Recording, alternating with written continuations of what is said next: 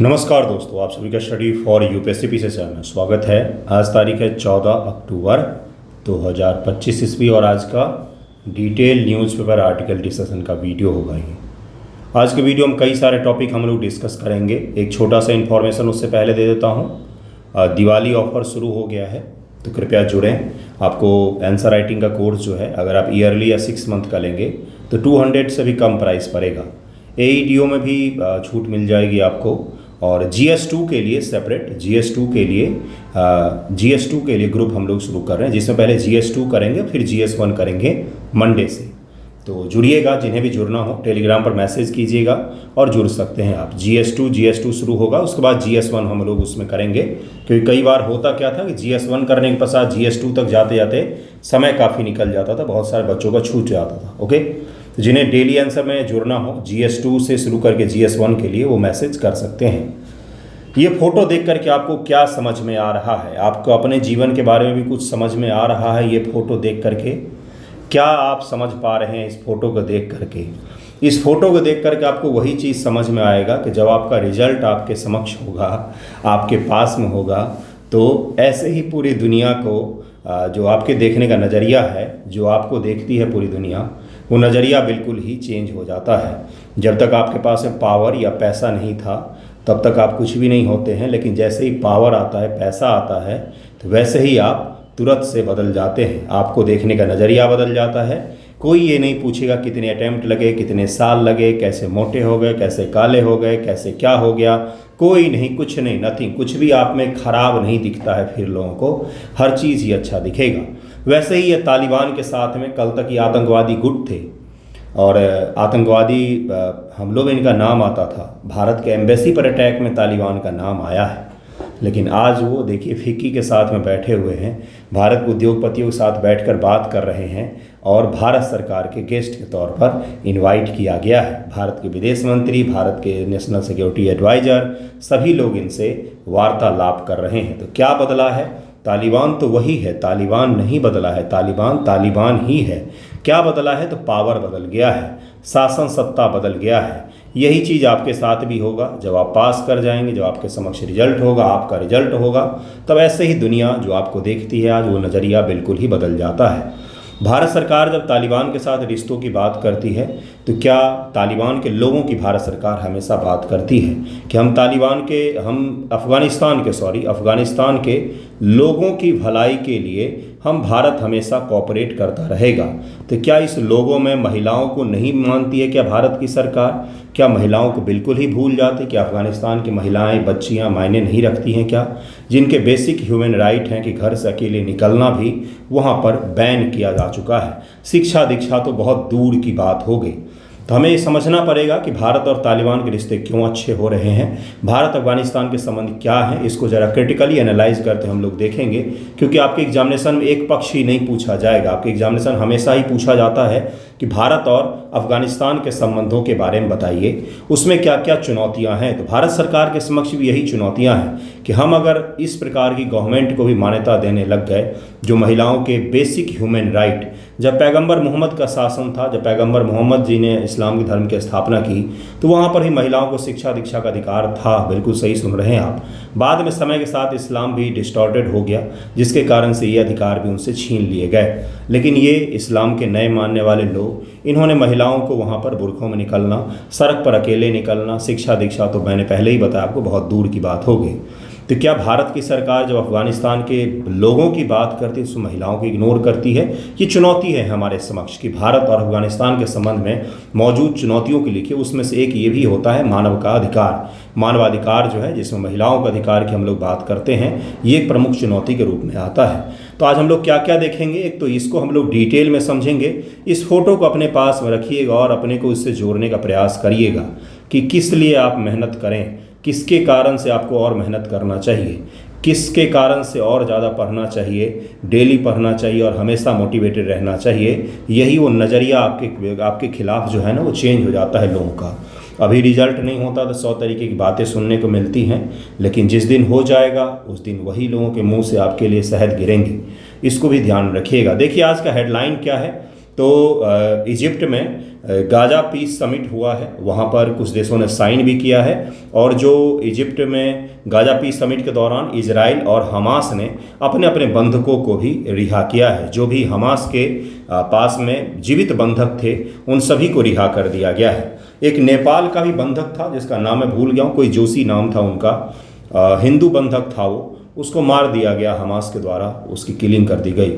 तो ये भी एक छोटा सा न्यूज़ है। ये पीस टॉक जो है इसके बारे में आने वाले दिनों में हम लोग डिटेल आर्टिकल को डिस्कस करेंगे। फिलहाल आज का जो एक और सबसे बड़ा अपडेट है वो है भारत और कनाडा का संबंध। आपको पता ही होगा खालिस्तानी जो आतंकवादी था निज्जर, उसकी किलिंग हुई थी कनाडा में, किसी ने गोली मार दी। कनाडा की सरकार ने उसका सारा ब्लेम भारत सरकार के ऊपर में डाल दिया था। सीधे सीधे उसने अमित शाह का नाम और अजीत डोभाल जी का नाम अपने यहाँ पर ले लिया था कि भारत की सरकार ने किलिंग करवाया विदाउट एनी प्रूफ। उन्होंने इस तरह की चीज़ें की थी जिसके पश्चात से भारत और कनाडा के संबंध निचले स्तर तक चला गया था। लेकिन कनाडा में शासन सत्ता परिवर्तित हो गया और उसके पश्चात से भारत और कनाडा के संबंध एक बार फिर से सुधरते हुए देखे जा रहे हैं। कल कनाडा की प्रधानमंत्री, कनाडा की जो फॉरेन मिनिस्टर हैं, क्या नाम है उनका, अनीता आनंद नाम है, भारतीय मूल की ही हैं, अनीता आनंद नाम है उनका। वो भारत की यात्रा पर आई हुई हैं और उनका भारत के प्रधानमंत्री के साथ में मतलब मीट हुआ। उस दौरान कई सारी चीज़ों पर बात हुआ है। देखिए, जैसे ट्रेड अब भारत और कनाडा के बीच में सही होगा, एनर्जी सेक्टर में, एआई के सेक्टर में, और भी कई सारे ऐसे सेक्टर हैं जहां पर भारत और कनाडा की सरकार जो है वो काम करने जा रही है। एनर्जी में कौन सा एनर्जी भाई, क्या हम लोग कनाडा से तेल खरीदेंगे क्या? बिल्कुल भी नहीं, बहुत महंगा पड़ेगा, बहुत दूर है कनाडा यहाँ से। तो फिर तो सिविल न्यूक्लियर अर्थात कनाडा जो है यूरेनियम का सबसे बड़ा एक्सपोर्टर में से एक है। कनाडा, ऑस्ट्रेलिया, ये सब बड़े बड़े एक्सपोर्टर है यूरेनियम के। तो अगर हमें वहाँ से यूरेनियम मिलता है तो आपको पता ही होगा भारत सरकार यूरेनियम पावर प्लांट कई जगहों पर स्थापित कर रही भारत में, तो उसके लिए हमें ईंधन मिल जाएगा। तो इसको ज़रा डिटेल में देखेंगे, लेकिन पहले तालिबान को देखते हैं और भारत अफगानिस्तान संबंधों को देखते हैं, जरा मैपिंग करते हैं। उसके पश्चात से भारत और कनाडा के संबंध पर आएंगे हम लोग। देखिए आज का पहला टॉपिक क्या है। अफगानिस्तान के मैप को जरा ध्यान से देखिए। अफगानिस्तान एक लैंड लॉक्ड कंट्री है और इतिहास पढ़ा होगा अगर आपने, तो ये पूरा हिंदू कुश का, यहाँ पर हिमालय जा रहा है और यहाँ पर हिंदू कुश मतलब हिंदुओं को जहाँ पर मारा जाता था, इस प्रकार से उसका प्रोनाउंसिएशन है। अब जो भी उसका आप निकालें अर्थ, तो यहाँ पर हिंदू कुश का रीजन है। अफगानिस्तान एक लैंड लॉक्ड देश है जिसकी कोई भी डायरेक्ट सीमा किसी भी जल राशि से नहीं लगती है और यहाँ के टेरेन जो है वो ठंडा प्रदेश है और टेरेन बहुत ही मुश्किल है, उपजाऊ भूमि कम है इनके पास। हालांकि ड्राई फ्रूट्स और कुछ फल जो हैं, क्योंकि यहाँ पर शीत ऋतु में ठंड के मौसम अच्छी खासी वर्षा होती है, इसके कारण से यहाँ पर कुछ फल जो हैं और ड्राई फ्रूट्स वगैरह का उत्पादन अच्छा खासा होता है। खास तौर से यहाँ के लोग जो हैं सेंट्रल एशिया के जैसे ही यहाँ के लोग भी मांसाहारी होते हैं, क्योंकि उनके इर्द गिर्द इसी प्रकार के जीव जंतु पाए जाते हैं जिनको खा करके गुजारा किया जाए। इतनी आसानी से उत्पादन नहीं होता जितना आसानी से भारत में हो जाता है। अफगानिस्तान है, ये काबुल है, पेशावर है, इस्लामाबाद है और यहाँ पर आपको न्यू दिल्ली दिखेगा। देखिए किस प्रकार से है, ये तीनों हमसे ज़्यादा दूर नहीं हैं, हमारे नज़दीक में ही हैं। ये काबुल अफगानिस्तान है। इसकी सीमाएं तजाकिस्तान से लगती है, यहाँ पर भारत से भी इसकी सीमा लगती है पीओके से होते हुए, पाकिस्तान ऑक्युपाइड कश्मीर से होते हुए भारत और अफगानिस्तान के बीच में 80 किलोमीटर की सीमा भी है। 80 किलोमीटर की सीमा है और इसकी सीमा चीन के साथ भी लगती है, पाकिस्तान के साथ इसकी सीमा लगती है, ईरान के साथ इसकी सीमा लगती है, तुर्कमेनिस्तान के साथ में इसकी सीमा लगती है, ये याद रखिएगा। इसके अलावा एक और देश है उज्बेकिस्तान, इसके साथ भी इसकी सीमा लगती है, यहाँ पर देख सकते हैं आप, ये सब इसका सीमा है। कृपया सीमा को याद रखें। आप कंफ्यूज भारत, पाकिस्तान, ईरान, चीन में नहीं होंगे, आप कंफ्यूज होंगे तुर्कमेनिस्तान, उज्बेकिस्तान और तजाकिस्तान में। इन्हीं स्थानों में आप कंफ्यूज होंगे।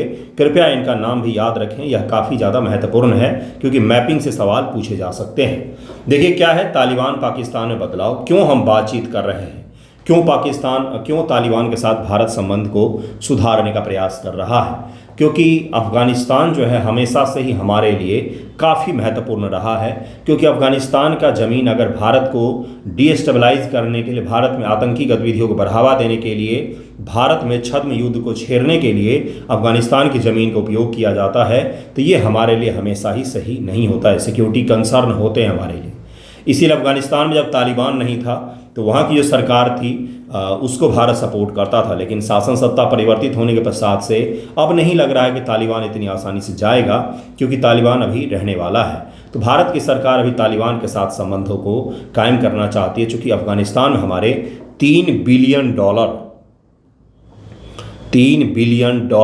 का निवेश है। वहाँ के सड़कों में, वहाँ के अस्पताल में, इंदिरा गांधी अस्पताल भी है वहाँ के नहरों में, वहाँ पर कई सारे इंफ्रास्ट्रक्चर, संसद भवन का निर्माण किया है, डैम बनाया है भारत की सरकार ने। इतने बड़े स्तर पर इन्वेस्टमेंट है हमारा, क्योंकि इस इतने बड़े स्तर पर इन्वेस्टमेंट को हम ऐसे ही जाया नहीं होने दे सकते हैं, इसलिए भी हम संबंधों को प्रगाढ़ करना चाह रहे हैं।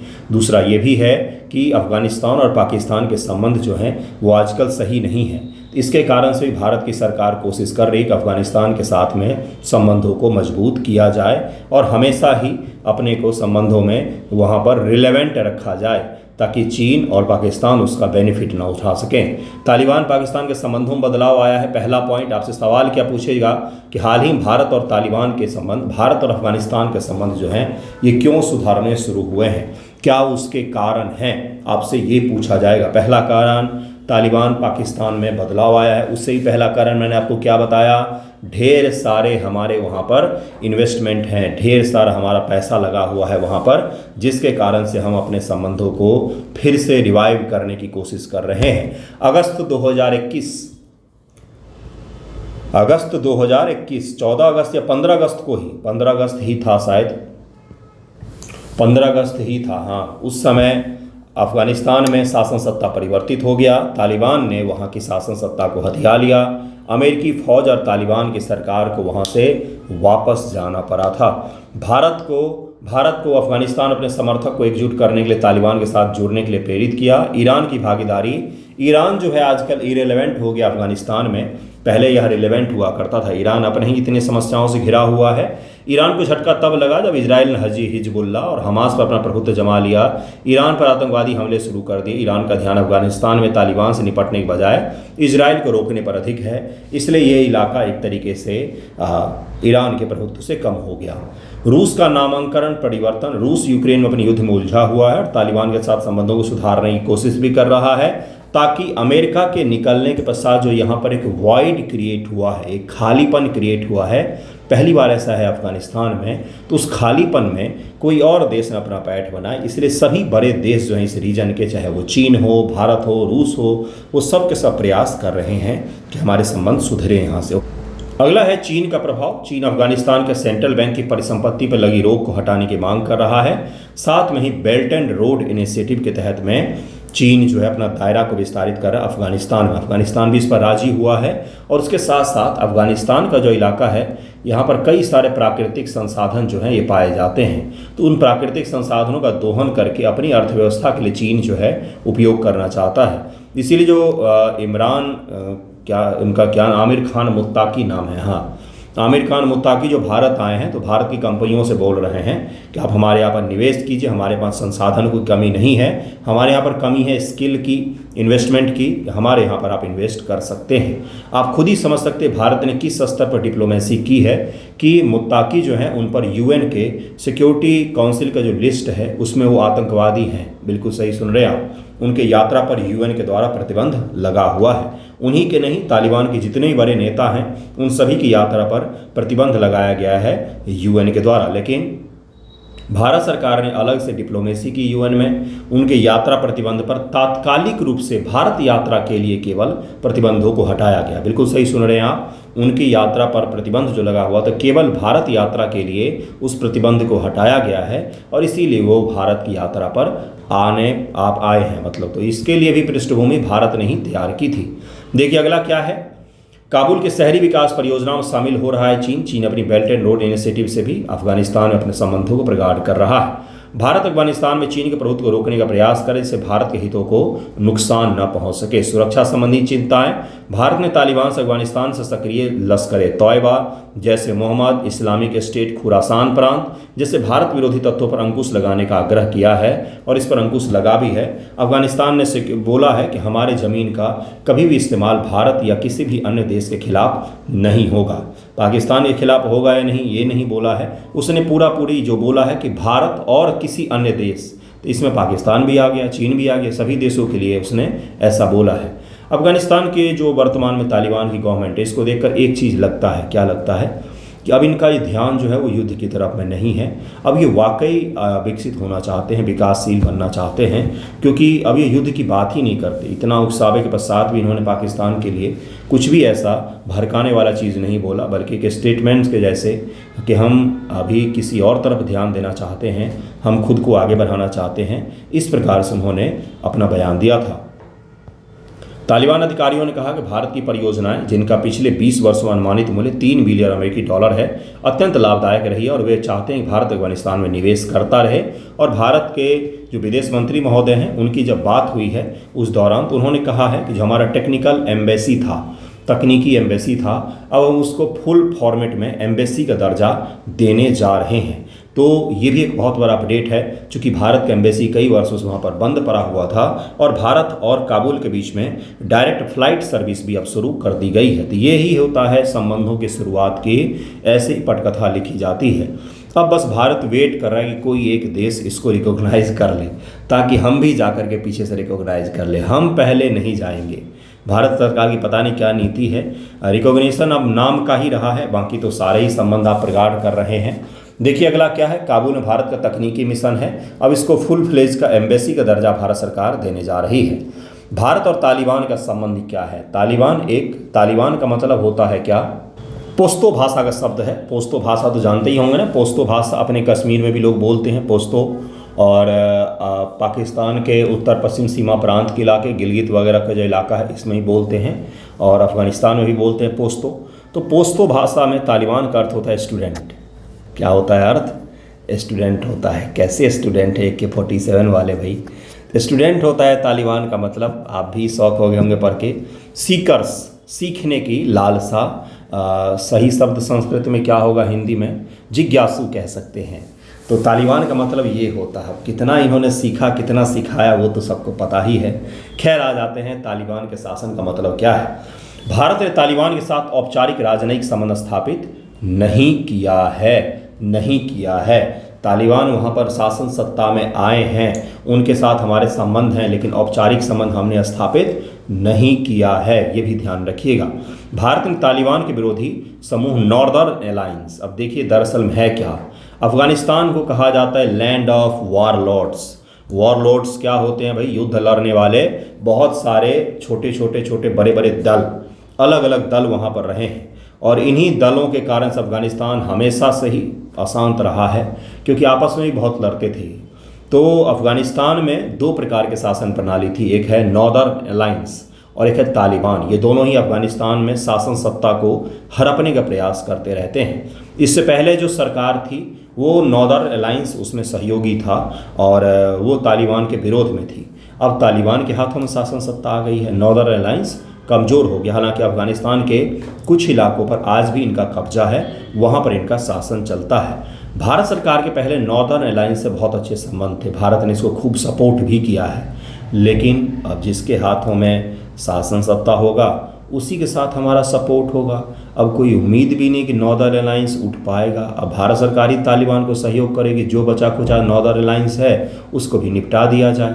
तालिबान ने वर्ष 1999 में इंडियन एयरलाइंस की उड़ान 814 के अपहरणकर्ताओं के साथ बातचीत भारत की सहायता की थी, और उस समय जो अजीत डोभाल जी के साथ बात कर रहे थे वो ये आमिर खान मुत्ताकी ही थे जो भारत सरकार और आतंकी समूह जिसने भारत के फ्लाइट को हाईजैक कर लिया था उसके बीच में वार्तालाप में शामिल थे। आमिर खान मुत्ताकी ही हैं और अभी फिलहाल में वो तालिबान के विदेश मंत्री हैं। ओके, अफगानिस्तान अधिग्रहण के पूर्व 15 अगस्त 2021 से पूर्व मॉस्को वार्ता 2017, मॉस्को वार्ता ने अफगानिस्तान में सुलह प्रक्रिया को सुविधाजनक बनाने के लिए अफगानिस्तान, चीन, भारत, अन्य हितधारकों के प्रतिनिधि को एक साथ लाया।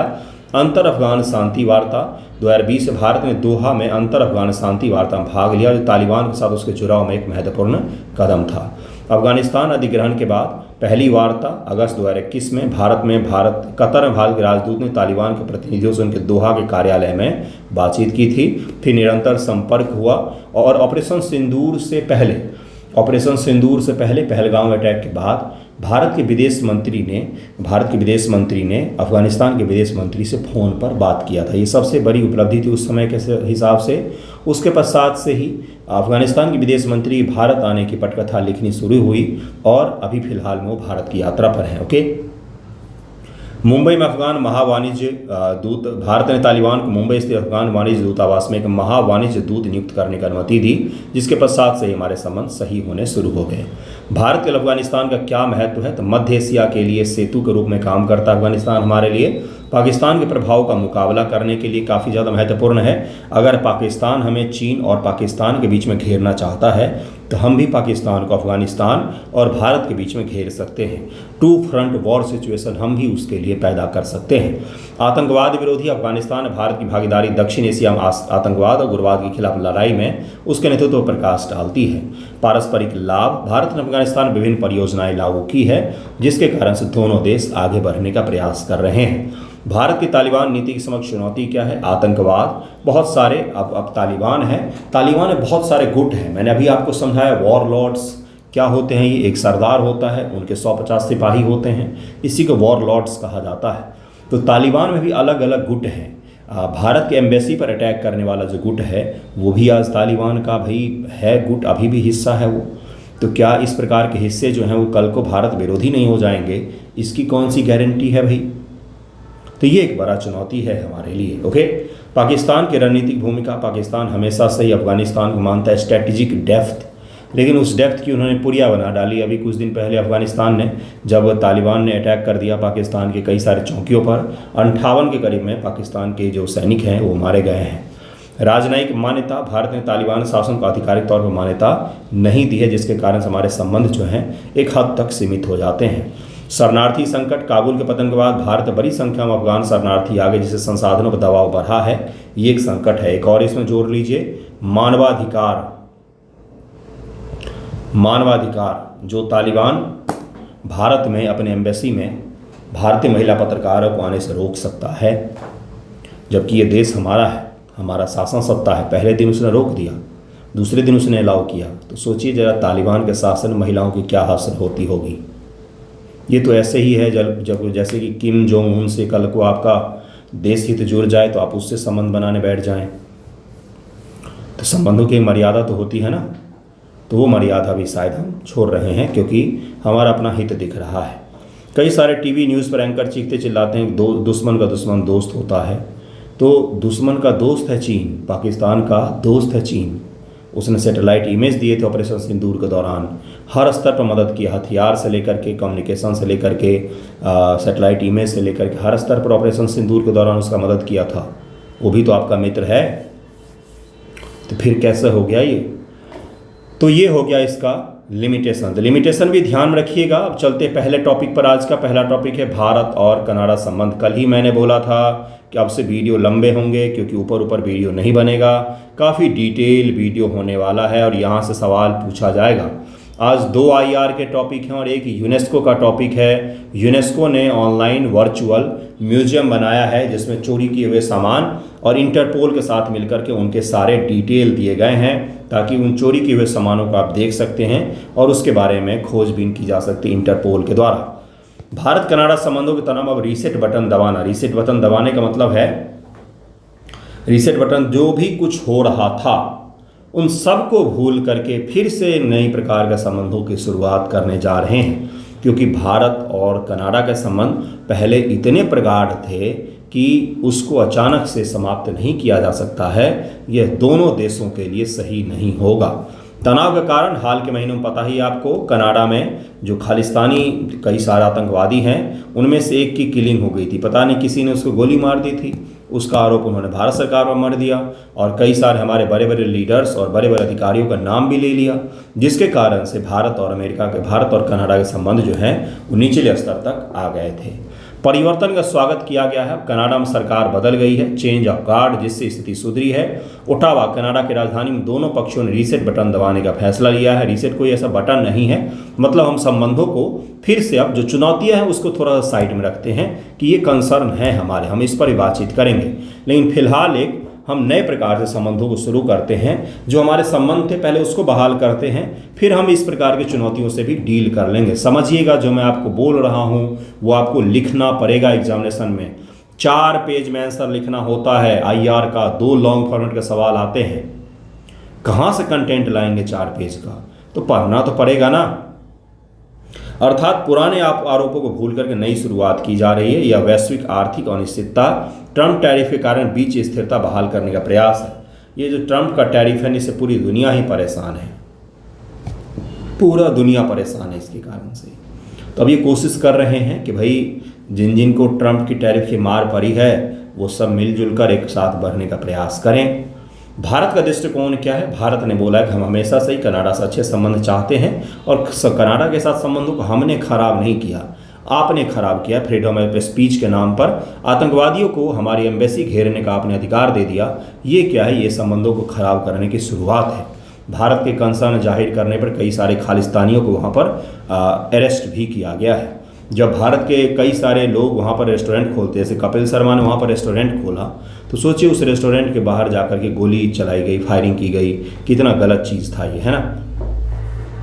बैठक का विवरण। अनीता आनंद की पहली यात्रा, मोदी से मुलाकात हुई, 13 अक्टूबर 2025 को आए हैं। ये भी याद रखिएगा, कई बार BPSC प्रीलिम में डेट भी पूछ लिया जाता है, AEDO में भी डेट भी पूछा जा सकता है। क्या है रोड मैप? दोनों देशों ने एक नई रोड मैप पर सहमति जताई, जिसमें निवेश, व्यापार, कृषि, विज्ञान प्रौद्योगिकी, AI, नागरिक परमाणु सहयोग, इसी में वही है, सिविल यूज के लिए न्यूक्लियर सप्लाई, महत्वपूर्ण खनिज ऊर्जा जैसे क्षेत्रों में गहरा सहयोग बढ़ाने का खाका खींचा गया है। व्यापार और निवेश दोनों पक्षों ने द्विपक्षीय व्यापार निवेश को बढ़ावा देने पर सहमति जताई है। जैसे कमेसिंग शुरुआत होगी, जिसमें आर्थिक रणनीतियों को प्राथमिकता दी जाएगी। भारत कनाडा का दूसरा सबसे बड़ा व्यापारिक साझेदार था, जिसमें 53.9 बिलियन डॉलर का व्यापार हुआ। कनाडा भारत को मर्चेंडाइज निर्यात करता है, भारत भी उसको कई सारी चीज़ें निर्यात करता है, और भारतीय लोगों का बहुत बड़ा योगदान है कनाडा की अर्थव्यवस्था में। आपको पता ही है, कनाडा को मिनी पंजाब कहते हैं, कनाडा नाम पड़ गया उसका। जरा और देखते हैं कि क्या क्या है हमारे संबंधों में। AI और कृषि, इन सभी क्षेत्रों की हमने बात की ही है। जरा और 1-2 चीज़ों को दिखाना है मुझे आपको, वो कौन सी चीज़ है। तो भारत कनाडा के संक्षिप्त विवरण यहाँ पर, इतिहास क्या रहा है, वर्तमान क्या है, जो मोटे पॉइंट होते हैं डेटा के, उसको जरा पढ़ लेते हैं। 1947 में राजनयिक संबंध स्थापित किए थे। पहला PT फैक्ट, थोड़ा सा हिस्ट्री लिखना पड़ता है। लोकतांत्रिक मूल्यों और राष्ट्रमंडल की सदस्यता ने संबंधों को सुदृढ़ किया। भारत का परमाणु परीक्षण 74-98 कारण संबंधों में ऐतिहासिक तनाव रहा, क्योंकि कनाडा उस गुट का हिस्सा था जिसने भारत पर प्रतिबंध लगाने की वकालत की थी, क्योंकि भारत ने परमाणु परीक्षण किया था। हालांकि बाद में सब कुछ नॉर्मल हो जाता है। आर्थिक सहयोग 2024 जनवरी अगस्त में द्विपक्षीय व्यापार 8.55 बिलियन अमेरिकी डॉलर रहा। भारत का निर्यात 5.22 बिलियन डॉलर, भारत का आयात 3.33 बिलियन डॉलर, अर्थात हमारे व्यापार सरप्लस है, यहाँ पर पॉजिटिव है, हम बेचते ज़्यादा हैं, खरीदते कम है उससे। ओके। CEPA और विदेशी निवेश संवर्धन संरक्षण समझौता पर वार्ताएं जारी हैं। नाभिकीय सहयोग 2010 से परमाणु सहयोग समझौता पर हस्ताक्षर किए, जो 2013 से प्रभावी है, और इसी के कारण से हम वहाँ से सिविल यूज के लिए, सिविल यूज का मतलब होता है बिजली बनाने के लिए, ऊर्जा उत्पादन के लिए हम वहाँ से न्यूक्लियर खरीद, हम वहाँ से यूरेनियम खरीद पाते हैं। 2010 के शांतिपूर्ण उपयोग के समझौते कार्यान्वयन की निगरानी के लिए एक संयुक्त समिति भी है कि भारत कनाडा से यूरेनियम लेकर के कहीं उससे बम तो नहीं बना रहा है। तो एक हमने समिति भी बनाई हुई है जो रेगुलर इसकी निगरानी करती है। अंतरिक्ष सहयोग भी हमारे बीच में 1996 और 2003 में इसरो और कनाडाई अंतरिक्ष एजेंसी के बीच में समझौता ज्ञापन पर हस्ताक्षर हुआ। सहयोग में उपग्रह ट्रैकिंग, अंतरिक्ष खगोल विज्ञान, वाणिज्यिक उपग्रह प्रक्षेपण शामिल हैं। ये सब लिखना पड़ता है आंसर राइटिंग में। आपसे आंसर राइटिंग पूछा जाएगा भारत कनाडा के संबंधों के बारे में लिखिए, तो उसके बीच में आपको लिखना पड़ेगा भारत और कनाडा के संबंध के आयाम के डायमेंशंस, इंग्लिश में लिखेंगे डायमेंशन, हिंदी में लिखेंगे आयाम, और उसमें लिखना पड़ेगा विज्ञान प्रौद्योगिकी, जनसंख्या, संस्कृति, कल्चर हो गया, इकोनॉमिक रिलेशन हो गया, पॉलिटिकल हो गया, उसके बाद से स्ट्रैटेजिक रिलेशन हमारे क्या क्या हैं, ये सब आपको लिखना पड़ रहता है। रणनीतिक, सामरिक हमारे क्या क्या संबंध हैं। ऐसे ही थोड़ी न मार्क्स मिल जाएगा 38 नंबर गुरु, थोड़ा तो लिखना पड़ेगा। विज्ञान प्रौद्योगिकी, पृथ्वी विज्ञान मंत्रालय पोलर कनाडा ने ठंडी जलवायु आर्कटिक अध्ययन पर ज्ञान वैज्ञानिक अनुसंधान का आदान प्रदान हेतु कार्यक्रम भी शुरू किया है। NCPOR, कल भी इसकी चर्चा हुई थी, और पोलर कनाडा के बीच 2020 में सहयोग समझौता पर हस्ताक्षर हुआ है। जनसांख्यिकी व सांस्कृतिक संबंध है। 18 लाख भारतीय मूल के लोग, उसमें भी पंजाबी लोग, और 10 लाख अप्रवासी भारतीय वहाँ पर रहते हैं, जो कि देश की जनसंख्या का 3% है। सोचिए, वहाँ के विदेश मंत्री भी भारतीय मूल की ही हैं। ज़रा इमेजिन कीजिए, भारत के विदेश मंत्री किसी अमेरिकी मूल का कोई आदमी हो, क्या हमारा समाज एक्सेप्ट करेगा? क्या हम एक्सेप्ट करेंगे? उनका समाज और देश ऐसा है जो उन्होंने एक्सेप्ट किया हुआ है। कनाडा, अमेरिका, ये देशों के देश हैं। वहाँ के मूल निवासियों को तो इन्होंने मार दिया, इसीलिए दूसरे देश से लोग आकर के वहाँ पर बसे हैं। बिल्कुल सही सुन रहे हैं आप, ये भी सच्चाई है। कनाडा हो, ऑस्ट्रेलिया हो, न्यूजीलैंड हो, अमेरिका हो, वहाँ के मूल निवासियों को मार मार के इन्होंने ढेर बनाई थी। कभी सर्च कीजिएगा, फ़ोटोज़ आपको ऐसे मिलेंगे जिसमें सरों के ढेर बनाए हुए हैं, और अमेरिकन्स ने ये किया था। जो यूरोप के लोग गए, आज वो मानवाधिकार का लेक्चर देते हैं। तो वहाँ पर सोचिए, भारतीय मूल के विदेश मंत्री हैं और वहाँ के लोगों को कोई दिक्कत नहीं है ना। अपने यहाँ पर तो सोनिया गांधी जी प्रधानमंत्री बनने जा रहे थे, तो कई सारे लोगों ने बोला था हम खुद को जला लेंगे। ये एक अंतर है। अंतर कहाँ से है? क्योंकि हमारे देश में कभी विदेशी इतने बड़े स्तर पर आकर के नहीं बसे, यूरोप वगैरह से, और उनके देशों में उनके मूल निवासी नहीं हैं, सब विदेशी ही हैं, तो इसलिए एक्सेप्ट हो जाता है। अपने यहाँ पर नहीं हो पाता है। भारत कनाडा में अंतर्राष्ट्रीय छात्रों का सबसे बड़ा स्रोत है। कुल छात्रों में भारतीय छात्रों की भागीदारी 40% है। यानी कनाडा के एक क्लासरूम में अगर 100 बच्चे हैं तो उसमें से 40 जो होंगे वो भारतीय ही होंगे। यानी कि वहाँ के क्लासरूम में अगर आप बैठेंगे तो आपको लगेगा नहीं कनाडा में बैठे हुए हैं, है ना। सब अपने ही अगल बगल के लोग दिखेंगे आपको, परमजीत से लेकर तरमजीत तक सब। तो इसको भी याद रखिएगा। देखिए अगला क्या है, सांस्कृतिक आदान प्रदान, जीवंत प्रवासी समुदाय और बहुपक्षीय सहयोग भी है। G20 राष्ट्रमंडल, संयुक्त राष्ट्र, अंतर्राष्ट्रीय सौर गठबंधन, ये सब हमारे राजनीतिक संबंधों की, हमारे लिए ये सब राजनीतिक प्लेटफॉर्म है। चुनौती क्या क्या है? राजनयिक प्रतिरक्षा का मुद्दा और कर्मचारियों की सुरक्षा को लेकर कई बार चिंता व्यक्त की है, क्योंकि खालिस्तानी जो आतंकवादी लोग हैं वो हमारे एम्बेसी के सामने आकर के प्रदर्शन करने लग जाते हैं। खालिस्तान का मुद्दा है, वहाँ पर बैठे हुए खुद पंजाब से दूर, लाखों किलोमीटर दूर, कहाँ पर? कनाडा में, उनको बनाना है खालिस्तान। पंजाबियों को नहीं बनाना है, वहाँ पर जो रह रहे हैं उनको बनाना है ना। आर्थिक और व्यापारिक बाधाएं, इससे बढ़ती राजनीतिक दूर के बीच में व्यापक आर्थिक साझेदारी समझौता को अंतिम रूप देने का प्रयास भी बाधित हुआ है। और सारा मुद्दा एक ही जगह से उठा। जब आपने भारत के लीडरशिप पर इतने बड़े आरोप लगाने शुरू कर दिए तो कुछ तो उसका रिटेलिएशन होगा, जिसके कारण से सारे हमारे संबंध खराब हो गए थे। वीज़ा की भी एक बहुत बड़ी चुनौती है। तो ये कुछ चुनौतियाँ हैं। नेक्स्ट टॉपिक पर चलते हैं हम लोग। नेक्स्ट टॉपिक है why UNESCO new virtual museum of stolen culture object matters. क्यों यह मायने रखता है भाई? क्योंकि यूनेस्को ने एक वर्चुअल ऑनलाइन एक म्यूजियम बनाया जिस पर सारे चोरी हुए जो भी आर्टिफैक्ट्स, बड़े बड़े महंगी चीज़ें, ऐतिहासिक चीज़ें चोरी हुई हैं, उन सब के फ़ोटो डिटेल सबको साझा कर दिया है। और इस भागीदार कौन है? भागीदार है इंटरपोल, इंटरनेशनल पुलिस। यूनेस्को ने पिछले माह सितंबर 2025 में लॉन्च किया है। ये डिजिटल प्लेटफॉर्म है जहां चोरी हुए आइटम्स के डिटेल हैं, फोटोज, डिस्क्रिप्शन, कहां से चोरी हुए, कहां हैं अभी, ये सब कुछ है वहां पर। यूजर्स अपने डिवाइस एक्सेस कर सकते हैं। आइडिया ये कि देश अपनी चीज़ें रिकवर करे। जैसे इंडिया ने कई बार ब्रिटेन या दूसरे जगहों से स्टैच्यूज वगैरह वापस मंगाए हैं, मूर्तियाँ वापस मंगाए हैं इसी की मदद से। मतलब कि इसी की मदद से नहीं, ये तो अभी शुरू हुआ है। भारत सरकार को पता लगता है कि हमारा आर्टिफैक्ट इस देश के पास में है, तो हम अपने विदेश संबंध में जब वार्तालाप करते हैं तो उसमें ये भी जोड़ देते हैं कि हमारे आर्टिफैक्ट्स हमें वापस कर दीजिए आप। Indian example, 2 sculpture story article में 2 स्पेशल एग्जाम्पल हैं। इंडियन के महंत देव टेम्पल, ये कहाँ पर है? पंजाब से चोरी हुए 2 ब्रॉन्ज स्टैचू हैं। एक ब्रह्मा का है, 2 नाट्य शास्त्र आर्टिफैक्ट फ्रांसिस केरे डिजाइन का है, दूसरा शिव का है जो नटराज पोज में है। ये सब जो हैं इनके बारे में भी वहाँ पर दिया हुआ है। जो चोरी होकर विदेश चले गए उनको स्मगल किया जाता है, बेचा जाता है बहुत महंगे दाम पर, और उनका फ़ोटो डिटेल भी वहाँ पर दिया हुआ है। इसमें 46 देशों के 244 प्लस आइटम जो खोए हुए हैं उनको डाला गया है इंटरनेशनल पोल की मदद से, इंटरपोल की मदद से। अब इसको ढूंढने का भी प्रयास किया जाएगा। तो इसको भी याद रखिएगा। ये छोटा सा न्यूज़ था कि वर्चुअल म्यूजियम यूनेस्को ने सेटअप किया है, किसके साथ मिलकर के किया है, क्यों किया है, क्या है ये चीज़, ये सब कुछ आपको समझा दिया है। आज का वीडियो यहीं पर एंड होता है, जिसमें 2 बड़े बड़े आईआर के टॉपिक, एक यूनेस्को का टॉपिक हमने किया है। अफगानिस्तान भारत के संबंध और भारत कनाडा के संबंध भी अच्छे से पढ़ लीजिएगा। मैंने इससे पहले भारत और ब्रिटेन के संबंध भी डेली न्यूज़पेपर डिस्कशन में करवाए हैं। कल या परसों से आईआर का सेपरेट लेक्चर भी शुरू हो जाएगा। पढ़ाऊँगा मैं आईआर, ताकि आपको समझ में आ जाए कि 4 पेज कैसे लिखें। अगर आपको GS2 के लिए आंसर राइटिंग के लिए जुड़ना हो, पहले GS2 करेंगे फिर GS1 होगा, उसमें निबंध भी होता है वीक में 1 दिन, तो आप जुड़ सकते हैं। मंडे से शुरू होगा। उसमें सबसे पहले साइंस टेक और इकोनॉमिक्स के हम लोग करेंगे। टॉपिक आज या कल में मैं दे दूंगा सभी जगहों पर, तो जुड़िएगा। थैंक यू सो मच आप सभी का।